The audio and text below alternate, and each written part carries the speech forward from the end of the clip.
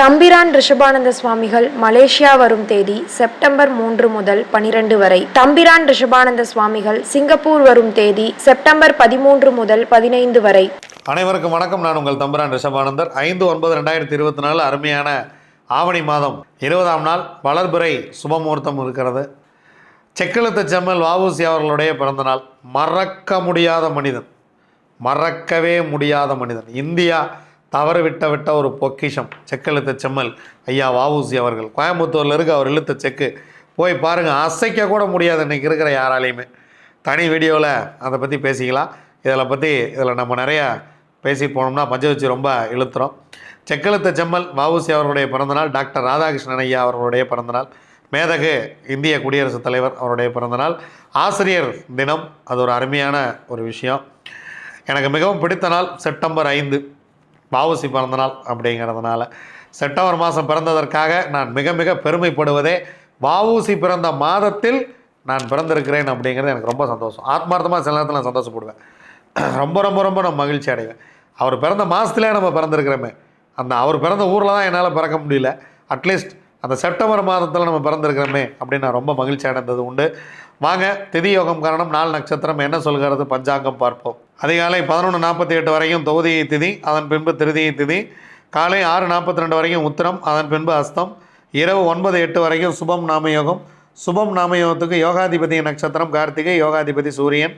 அவயோக நட்சத்திரம் அனுஷம், அவயோகி சனி பகவான். அதன் பின்பு சுப்பிரமம் நாமயோகம்.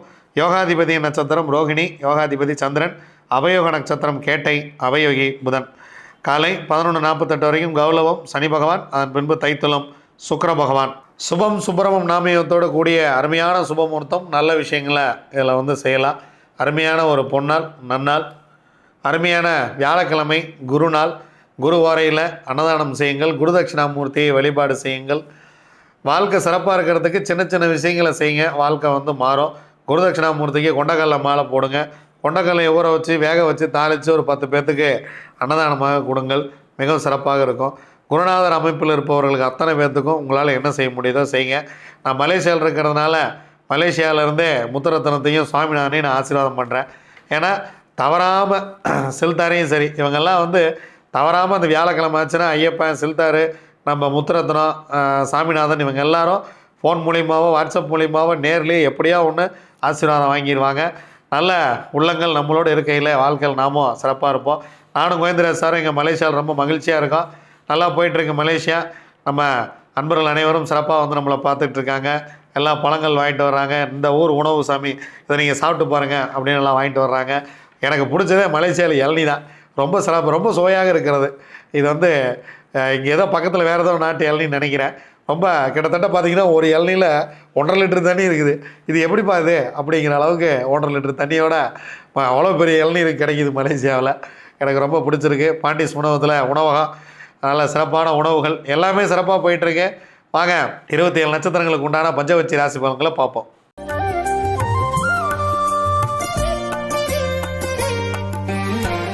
அஸ்வினி, பரணி, கார்த்திகை, ரோகிணி, மிருகசீரிசம். உங்களுடைய பக்ஷி வல்லூர் இன்று படுபட்சி. முக்கியமான வேலைகள் இருந்தால் நாளை பார்த்து கொள்ளலாம், வெள்ளிக்கிழமை பார்த்து கொள்ளலாம். ஏன்னா வியாழக்கிழமை சிறப்பாக இல்லை. ஸோ இந்த நாள் முழுவதுமே உங்களுடைய படுபட்சியாக இருக்கிறது. இறை வழிபாட்டை மேற்கொள்ளுங்கள், இறைவனை வழிபடுங்கள், இறைவனோடு கலந்துருங்கள். நீங்கள் முக்கியமாக ஏதாவது தூங்குற மாதிரி இருந்தாலோ அல்லது நீங்கள் சிரமப்பட்டு ஏதேனும் ஒரு வேலை செய்கிற மாதிரி இருந்தாலோ, உங்கள் வாழ்க்கையை மாற்றும் நிகழ்வு ஏதேனும் இருந்தாலோ அதை அடுத்த நாள் பார்த்து கொள்ளலாம். திருவாதிரை, புனர்பூசம், பூசம், ஆயில்யம், மகம், பூரம். உங்களுடைய பக்ஷி ஆந்தை.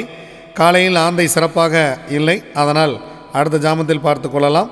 2ஆம் ஜாமம் ஊன் 75% காரிய வெற்றி. 3ஆம் ஜாமம் உங்களுடைய பறவை நடை 50% வெற்றி.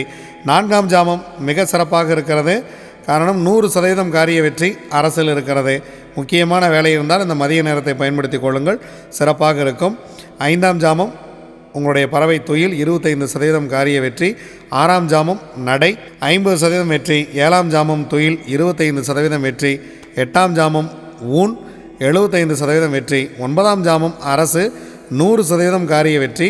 10ஆம் ஜாமம் சிறப்பாக இல்லை. பிரம்ம முகூர்த்தத்தில் ஏதேனும் தூங்குவதாக இருந்தால் அல்லது அதிகாலையில் தூங்குவதாக இருந்தால் முன்கூட்டியே நீங்கள் அதை பிளான் பண்ணி கொஞ்சம் முன்னாடியே கிளம்பி நீங்கள் அந்த வேலையை போய் செய்வது உங்களுக்கு வெற்றியை கொடுக்கும். உத்திரம், அஸ்தம், சித்திரை, சுவாதி, விசாகம் உங்களுடைய பக்ஷி காகம்.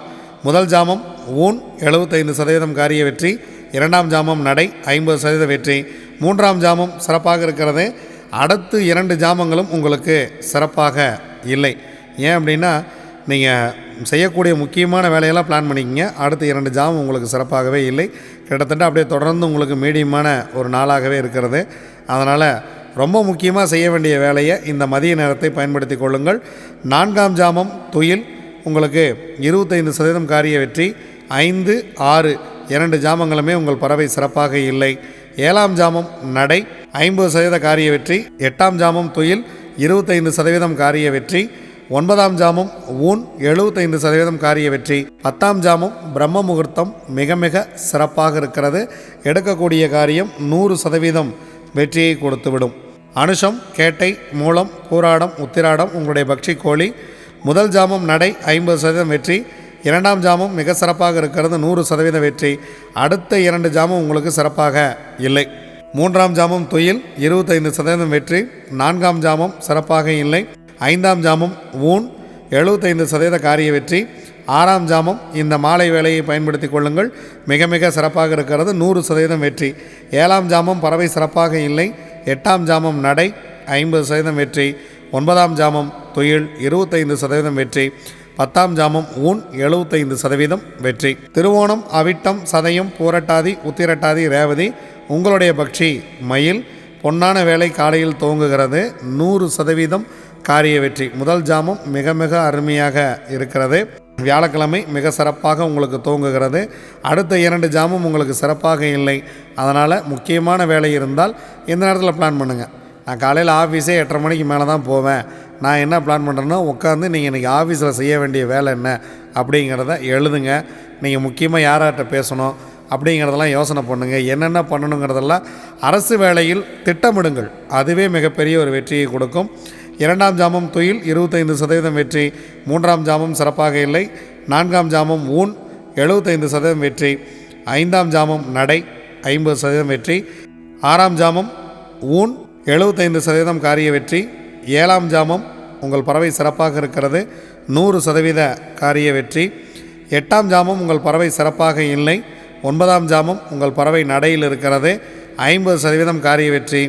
10ஆம் ஜாமம் உங்களுடைய பறவை துயில் 25% காரிய வெற்றி. முக்கியமாக பிரம்ம முகூர்த்தத்தில் ஏதேனும் செய்கிற மாதிரி இருந்துச்சுன்னா தவிர்க்க முடியாத அன்றாட வேலையாக இருந்தால் செய்யுங்கள். தவிர்க்க முடிந்தால் விடியட்டும், அடுத்த நாள் பார்த்து கொள்ளலாம். இதுவரைக்கும் வியாழக்கிழமை குருநாள் 27 நட்சத்திரங்களுக்கு உண்டான பஞ்சவட்சி ராசி பலன்களை பார்த்தோம். வாங்க நாங்கள் தொடர்ந்து பயணிப்போம். நன்றி, வணக்கம். நான் உங்கள் தம்புரான் ரிஷபானந்தர்.